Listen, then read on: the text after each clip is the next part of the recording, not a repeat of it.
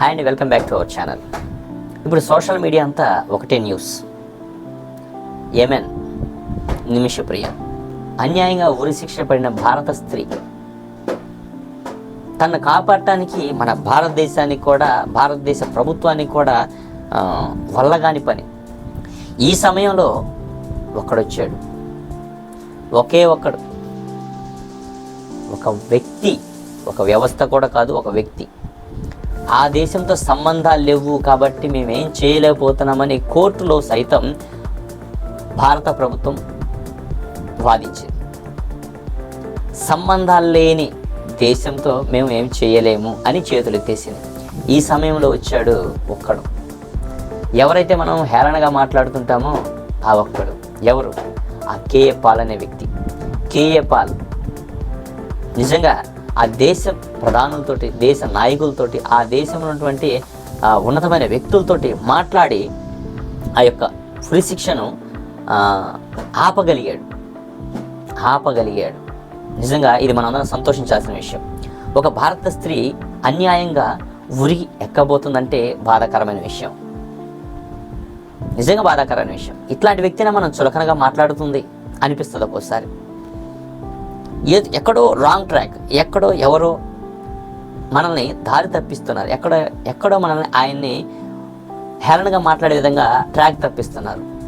ఇది మనం ఆలోచించుకోవాలి. అరే, ఒక ప్రభుత్వం వల్ల కాని పని ఒక వ్యక్తి చేస్తున్నాడంటే అతని సామర్థ్యాన్ని మనం ఎంతైనా గుర్తించాలి. నిజమే కదా? ఆలోచించాను. యెమెన్ ప్రభుత్వంతో కేఏ పాల్ గారు మాట్లాడినటువంటి ఆ యొక్క మాటలు ఏంటో ఒకసారి కేఏ పాల్ గారు మాటలోనే మనం విందాం. ఫైట్ చేసి, పాలస్తీనియన్స్ ఫైట్ చేసి, అమెరికాతో ఫైట్ చేసి మంచి పేరు ఇక్కడ సంపాదించుకున్నారు.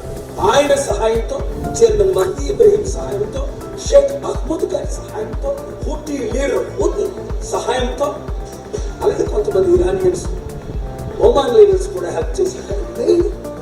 ఎక్కడైతే నిమిషప్రియ ప్రిజన్లో ఉందో అది సనా, ఒకప్పుడు ఒరిజినల్ క్యాపిటల్. అది మన ఇండియన్ గవర్నమెంట్కి యాక్సెస్ లేదు. వారే సుప్రీంకోర్టులో నేను చెప్పాను, నాకు యాక్సెస్ ఉండబట్టి వారందరినీ కలిసిన వీడియోలు, ఫోటోలు నేను మీకు రిలీజ్ చేశాను, ట్వీట్ కూడా చేశాను.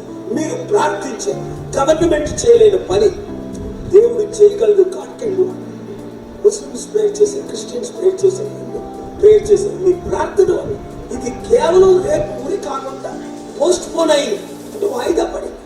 ఫ్యామిలీ ఎక్కడైతే నిమిషం చంపేసిందో సిచ్యువేషన్స్ మీకు తెలుసు. వారికి $1 మిలియన్ ఇస్తామని నేను ఇచ్చాను. 1 వీక్ లోపునే. ఇప్పుడు ఇండియన్ గవర్నమెంట్ ఇస్తారా, నన్ను ఇమ్మంటారు.